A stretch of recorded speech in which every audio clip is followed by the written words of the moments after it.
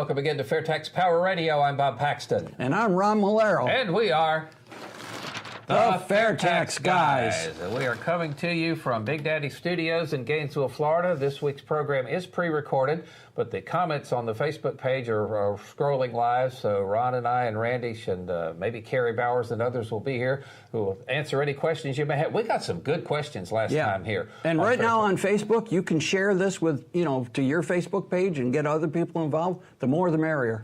Our email address, thefairtaxguys@gmail.com. Thefairtaxguys@gmail.com. If you've got a question or a comment, we get lots of good feedback from there. You can always leave us a question or a comment on the FAIRtax Guys Facebook page. We've got some good comments from there as well. And, of course, invite you to watch us on excluded.tv as well. That's a very nice, very nominal $30 a year subscription service that has all kinds of stuff that the big social media platforms are excluding from their platforms. I wonder where that name came from. Now we figured it out. Yeah. But check out the FAIRtax Guys and some other really good programming on excluded.tv. Well worth the price of checking that out. You can see us every week. Yep. And that's worth the price of admission. And you can watch these things with no commercials.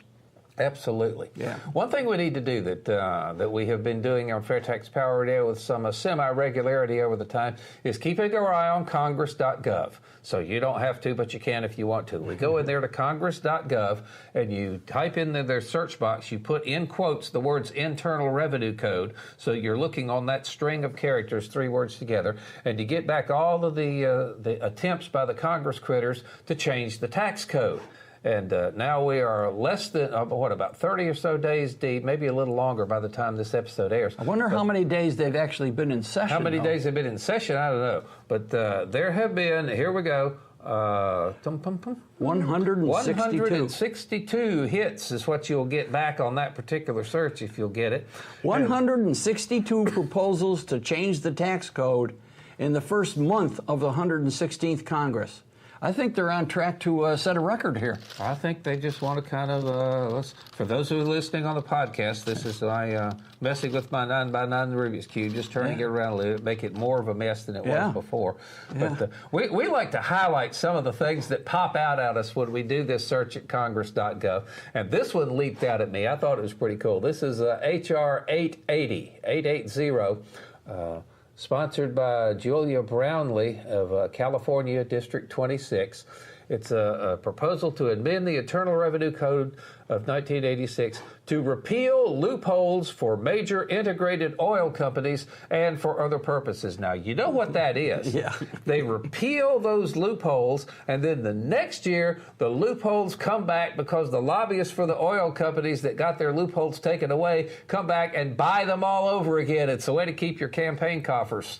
Yeah, it's a vicious cycle in which the people in Congress get wealthy. Remember, 1/2 of the people in Congress are millionaires. 1/2 of the people in Congress in the House and Senate are millionaires.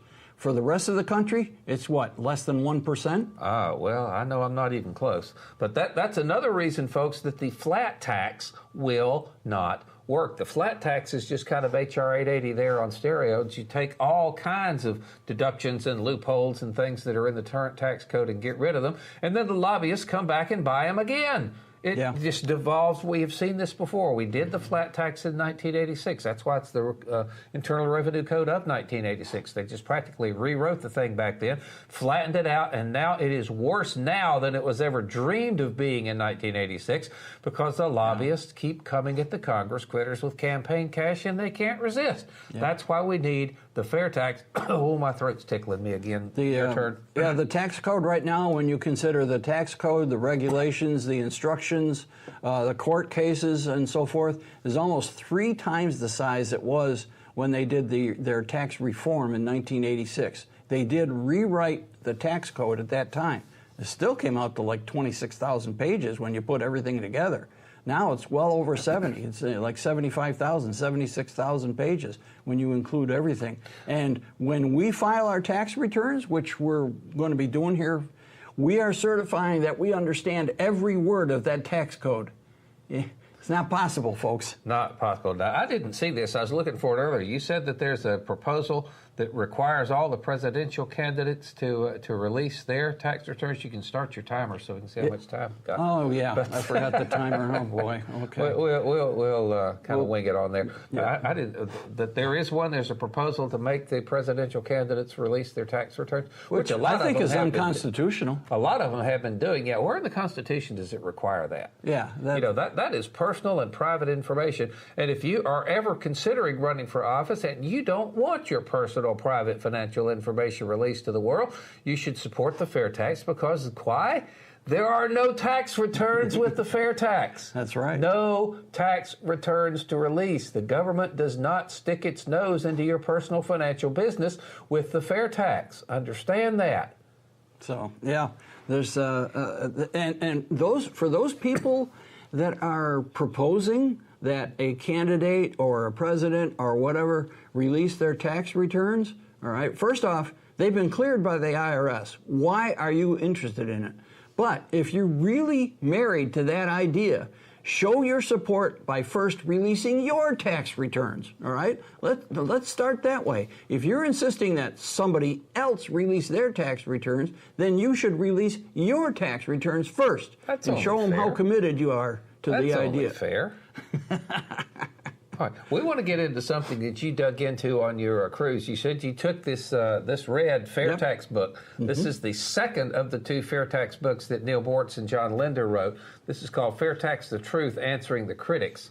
Oh, you've got your copy over there. Yep. And this is my copy. And when I say my copy, it's because this one is signed by John Linder, Neil Boortz, Rob Woodall, and Jerry Moran. Yeah, now, in part of the introduction to this thing, there is a letter from, you said it was 76. Yep. Dear Mr. President, I'll read part of it. This is way too long to read in its entirety, but let me read part of it to you. It says, Dear Mr. President, members of Congress, and fellow Americans, we, the undersigned business and university economists, welcome and applaud the ongoing initiative to reform the federal tax code. We urge the President and the Congress to work together in good faith to pass and sign into law H.R. 25, and at the time this was written, the Senate version was also 25, S-25.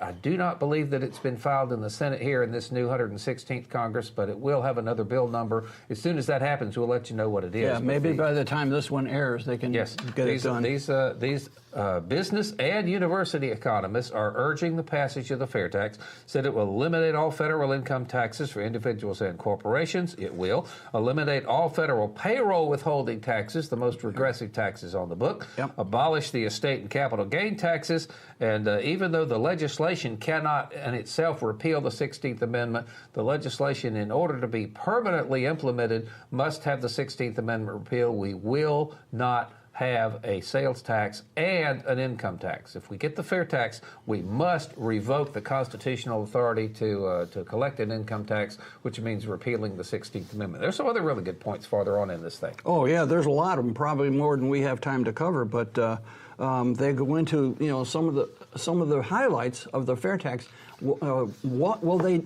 What the FAIRtax will do for the country. Enable workers and retirees to receive 100% of their paychecks and pension benefits. I wouldn't mind that. I wouldn't mind that. And I think most people working for a wage wouldn't mind getting their entire paycheck with no income tax and no payroll tax. The income tax, depending on their tax situation, they might get that back. Not the payroll tax. That's that's gone for good. Yeah, and it's supposedly going into the Social Security lockbox. Well, that's a myth. Yeah, and you may live long enough to get some benefits from that, but there's no guarantee that money taken from you, you'll ever see it again. Okay, replace all federal income and payroll taxes with a simple, progressive, visible, efficiently collected national retail sales tax, which would be levied on the final sale of newly produced goods and services. All right, that pretty much describes the FAIRtax. Again, get rid of the used goods, not taxed under the FAIRtax. That's right. So if you choose to buy a used car rather than a new one, you could legally avoid paying the FAIRtax. Otherwise, the FAIRtax is going to be incredibly difficult to evade because it is built into the price of the things you buy, new goods and services. How do you go to Walmart and tell them, I want this, but I'm not going to pay the sales tax? Not going to happen. Yep. And this one kind of follows up on it because I'm going to kind of summarize here. rebate to all households each month the federal sales tax they pay on the basic necessities up to an independently determined level of spend. I'm not going to get into, because they get kind of economistic, language there, all right? But anyways, they're talking about the prebate, and we've talked about this before. And the prebate, we've got the 2019 prebate schedule. Gabe, go ahead and flash that up there, all right, the new prebate schedule. You'll see, now all we do is we usually take the green line there, the two-adult household, 2 adults with 2 dependents, like mom and dad and 2 kids, all right? According to Health and Human Services, it requires $33,820 to provide the basic necessities of life: food, clothing, shelter, and so forth, all right? And yes, when they, under the fair tax, when they go to the grocery store, when they buy clothing and so forth, yes, they're going to pay the fair tax, but then they're going to get it back in a monthly prebate. And the reason it's nicknamed the prebate is that it comes at the beginning of the month. So this family of 4 under the new prebate schedule is going to get $648, which it's not an entitlement. It will reimburse them for the fair tax they're paying on the basic necessities. So that family that's living right at the poverty level, just getting by, they are rendered tax-free. Yes, they will pay the fair tax, but they're going to get it back in the monthly prebate. What family of 4 wouldn't like an extra $648? Plus, as Bob mentioned in the previous item, there's no fair tax on used stuff, all right? So the family is just getting by. They get their entire paycheck, no income withholding, no payroll withholding. They can buy used, for instance, like the car goes bad. They don't have to buy a new one and pay the fair tax. They could buy a good used car, no fair tax, and they get the prebate. This really helps the people that most need it. And everybody, every member of Congress needs to get behind this. Just think about how much more money would you have in your pocket if you could bring home the entire gross amount, minus any voluntary deductions. I mean, there's no federal withholding, no federal payroll taxes. Those are the biggest chunks that accounts for the difference between your gross amount and your net amount. You'd bring home a lot closer to your gross amount with a fair tax. No federal withholding, no federal payroll taxes, and plus, again, a family of 4 gets $648. You and I, we're 2-person households, us and our wives. We get $479. I've got a nephew that's about 4 lines down from there. He has 4 dependents. His family would get $818 a month. Wow. In addition to bringing home the full gross amount of your paycheck, or in our cases, our retirement distribution.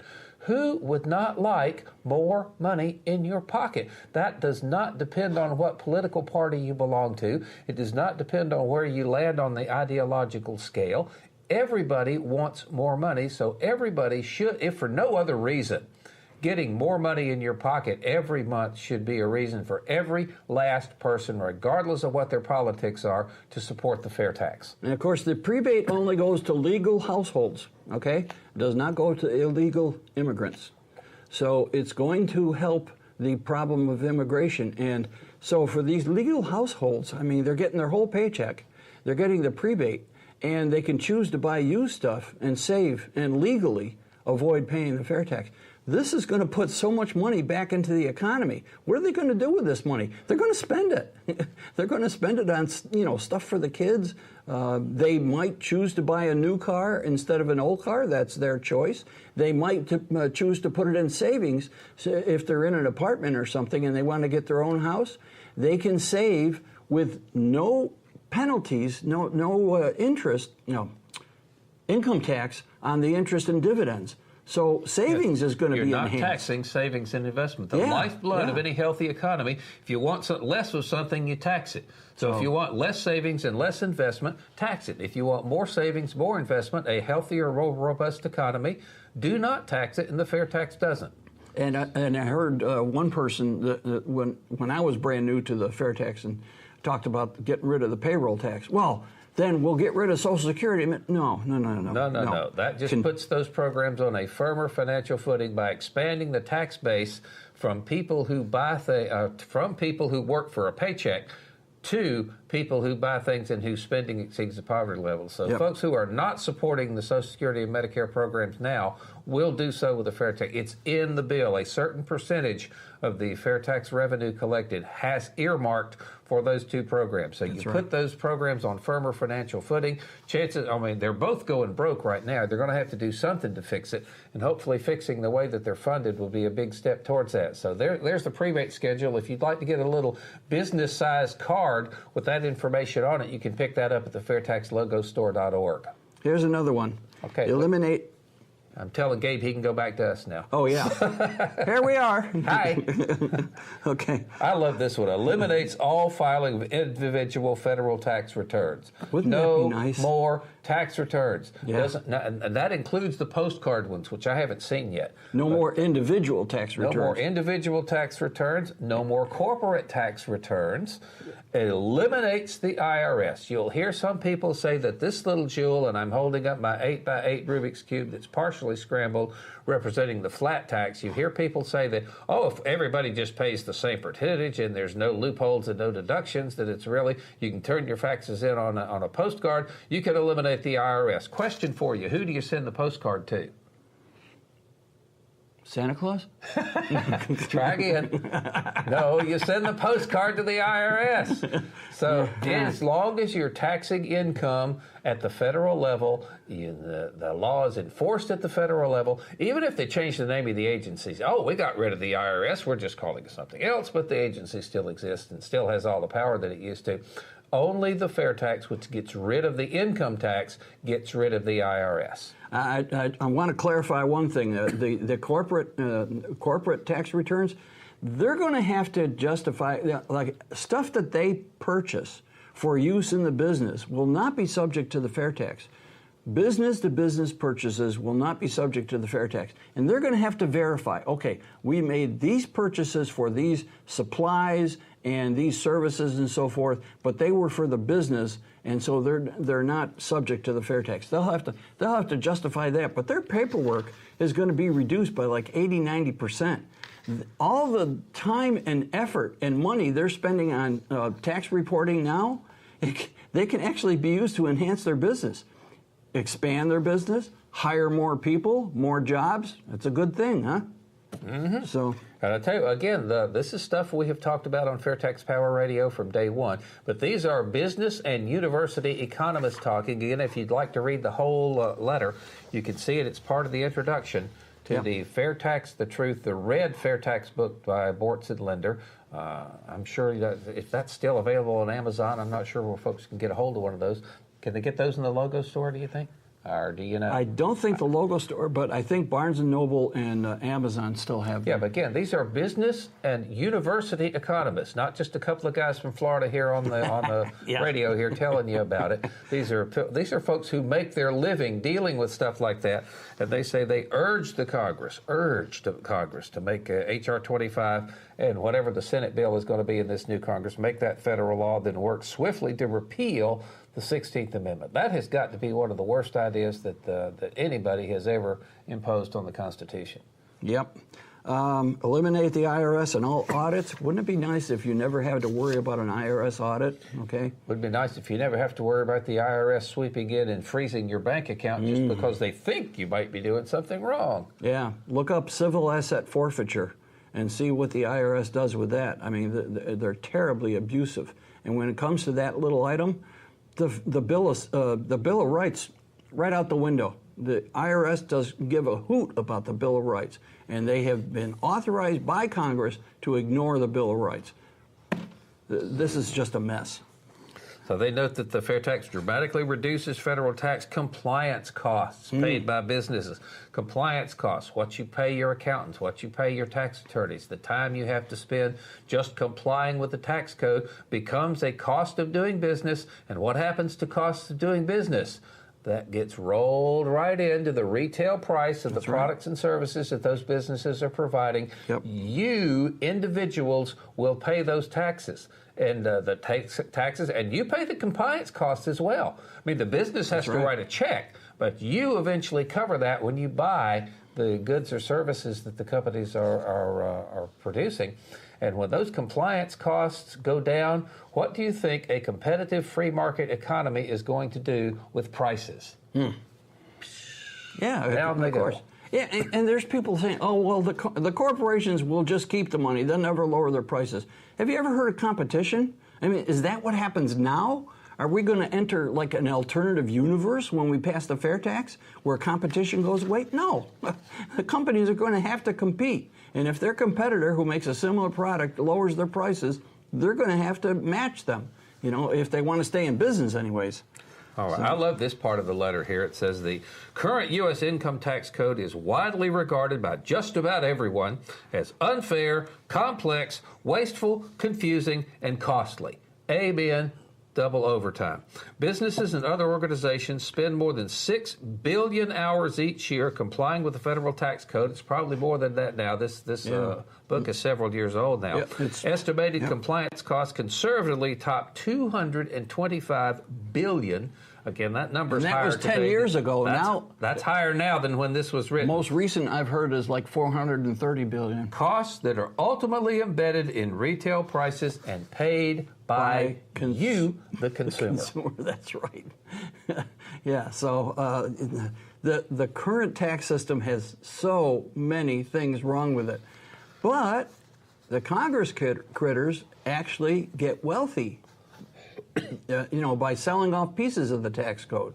So that's why it's so difficult. We need we need, you know, grassroots support. Yeah, they keep proposing changes to get rid of loopholes, and then the lobbyists come and buy them back. Yeah, exactly. I mean, that's a perfect example. So, all right, this will get done when we have a groundswell of support from people across the country insisting that this terrible, onerous income tax system be abolished and the IRS goes away and replaced with the fair tax. So we need you to get involved. Okay, what else we got here? H.R. 904, to amend the Internal Revenue Code to clarify that wages paid to unauthorized aliens may not be deducted from gross income and for other... Don't you love this, and for other purposes? Yeah. On the description of all of these Congress critter proposals to change the tax code. Here's another part of this letter that I like. It's talking about the fair tax plan feature would feature no federal income taxes, no payroll taxes, no self-employment taxes, no capital gains tax, no gift or estate taxes, no alternative minimum taxes, no corporate taxes, no payroll withholding, no taxes on Social Security benefits or pension benefits, no personal tax forms, no personal or business income tax record keeping, no personal income tax filing whatsoever.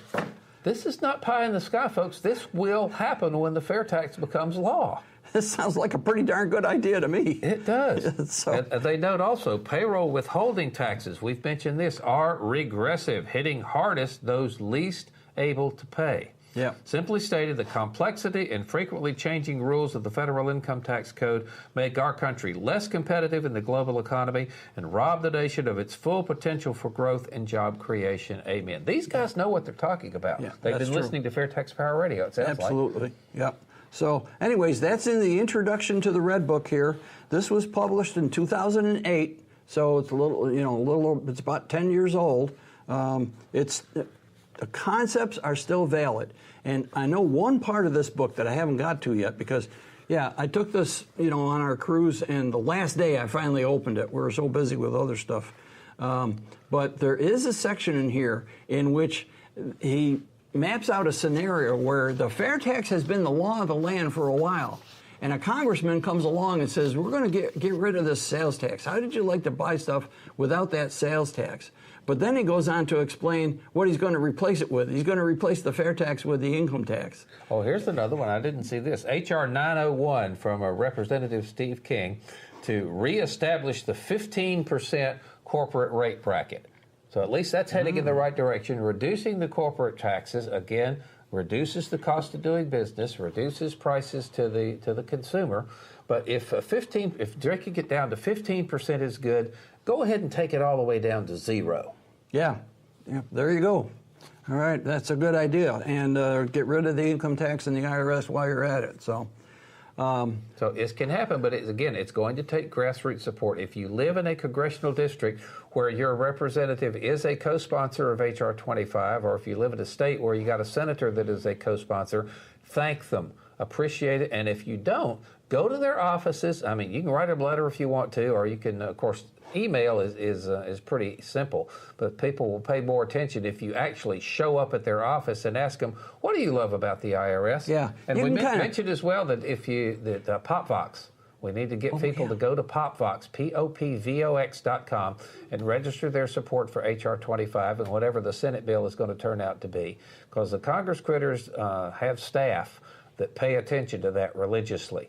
Check that out. I looked at PopVox yesterday, and I looked at the people who are in favor and against it. And right now, the FAIRtax is enjoying about 95% positive.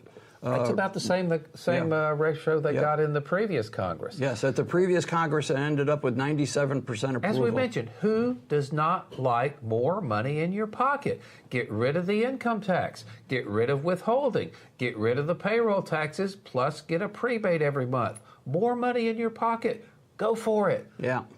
And we can have a little fun, too. Oh, we can? Yeah. I had a lot of fun with you a couple of weeks ago.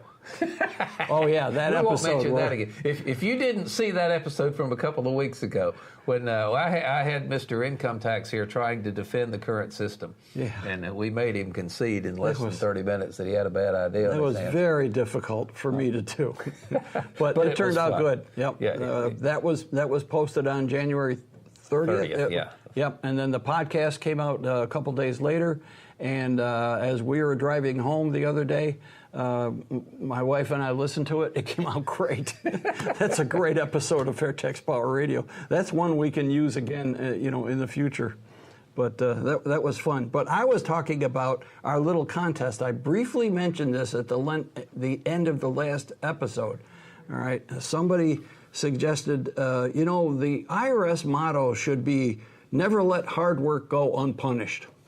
Yeah, and that's kind of the way it is. That's a quote from Boss Hogg. Yeah. Yeah. Now, I'm dating myself. If you know who Boss Hogg is, then you are dating yourself on that one. But that's as well. So I thought, maybe we ought to start an IRS motto contest. IRS motto contest? Yeah. That sounds like fun. What we think what should the IRS motto be? And we can ask our wonderful listeners, come up with something, and, like right now, as you're watching this on Facebook, you can type it in, pardon me. For instance, we have what it takes to take what you have. Well, I've heard that one before. Yeah. Of course, you can submit them to the FAIRtax Guys at gmail.com as well. That's right. And if you're watching this stream, you're watching the FAIRtax official Facebook page. We have our FAIRtax Guys Facebook page as well. So, yeah, that's a good idea. Let's have a IRS motto contest. Yeah, this I'm could gonna be have fun. To put some thought to that one. Mm-hmm. Yep. What Bill of Rights? Yeah, I'm afraid that's kind of what they're thinking as well. Yeah. So, I have one here. Conservative groups targeted by Lois Lerner's IRS scandals receive settlement checks. Ooh. This was dated January 11th, so not less than a month ago. And it talks about the dozens of organizations that were targeted by Lois Lerner's group for extra scrutiny as they were applying for tax-exempt status during the election process. And there was a concerted effort to squash these organizations because they didn't really agree with the agenda of the current administration, of the then administration. Okay? So the federal government in recent days has issued settlement checks to 100 right-of-center groups wrongfully targeted for their political beliefs under the Obama administration's Internal Revenue. $3.5 million in national class action suits have been distributed. This is really groundbreaking. Hopefully it sets a precedent and will serve as a warning to government officials who feel tempted to discriminate against U.S. citizens based on their viewpoints. Well, here's the point I want to make. First off, how long did it take to get this settlement? And was anybody at the IRS disciplined or fired or fined or anything? No, nothing. Nobody at the IRS suffered any penalties for this behavior. Nobody. IRS, Ms. Lerner is retired. She's got a nice retirement check coming in. nothing ever happened to these folks, yeah, okay? But the killer is that people who think it's a good idea, who don't like conservatives and thought it was a good idea to go after those people because they deserve it, you're not going to be thinking the same thing if the IRS continues to exist and that gets flipped around and a conservative administration starts using the IRS as a weapon against the more progressive groups. That has happened before in the past. That was one of the things that got Richard Nixon for. So if the IRS continues to exist, both sides of the political spectrum are at risk from being targeted from the IRS. We need to get rid of it. The only way to get rid of it is to get rid of the income tax, and the only way to get rid of the income tax is to get the fair tax passed. Now, I know your timer's about 5 minutes behind, so we're close to the end of our time here. I think it's only 2 minutes behind. Okay, whatever. But anyways, there's a couple of things there. They talk about the settlements. You know, some of them are getting $14,000 and so forth. About $2 million of the settlement goes to legal fees. All right. So big surprise there. Yeah, and by the way, where does the IRS get its money? Out of your pocket and mine. Yeah, so these fines that the IRS are paying are actually being paid by us, the taxpayers. So this is the system we have. The IRS is guilty of being partisan in their review of these organizations. They get taken to court. The citizens pay the IRS legal fees, and the citizens indirectly end up paying the penalties that were assessed against the IRS. We pay for the IRS to function. And so we've been taking it in the shorts in several directions here. We need to get rid of it. You got about a minute to get your logo store stuff in. Yeah, okay. So we have we talked about the, stop it. All right. Oh, you messed up your computer. Yeah. There you go. We have the new, hopefully by the time this program airs, the new prebate cards are in the FAIRtax logo store, fairtaxlogostore.org. fairtaxlogostore.org. These are very popular items, and the new ones, I know we physically have the new ones, we just got to get them in the store and on the store's website. That should happen, and hopefully by the time you see this, it's done. And we also have these information cards, palm cards, all right? Got basic information. These are great. You know, buy some of these, and then when somebody asks you about the fair tax, you know, you give them these, and hopefully it'll stimulate them to want to further study the fair tax. There's websites on here, fairtax.org. They can go and further study. bigsolution.org is where they can be an activist and so forth. And there's all kinds of ways to demonstrate your support. All right, you've got pens. As you can see, you got shirts. You got these scrolling banners. These are great. Go to a town hall if your Congress critter does not co-sponsor the fair tax, and ask them, what is it about the IRS that you love so much? You know, so all kinds of items in the FAIRtax logo store: shirts, hats, jackets. Umbrellas, I mean, just a ton of stuff there. Okay. Demonstrate your support for the fair tax. Okay, again, write us at thefairtaxguys@gmail.com. Leave us a comment on our Facebook page, and that's going to wrap up this edition of FAIRtax Power Radio. Thank you so much for watching, listening, whatever. I'm Bob Paxton. And I'm Ron Molero. We are the FAIRtax Guys, reminding you again that the fair tax is America's big solution, and once you understand it, you'll demand it. Oh, these income tax forms are way too complicated. There's got to be a better way. Who are you? We're the FAIRtax Guys. We've got a big solution for you. What's that? It's the fair tax. Completely eliminates the federal income tax system as we know it. No more withholding, no more payroll taxes, no more tax returns ever, no more IRS. All gone. And I guarantee you, once you understand it, you'll demand it. Yeah.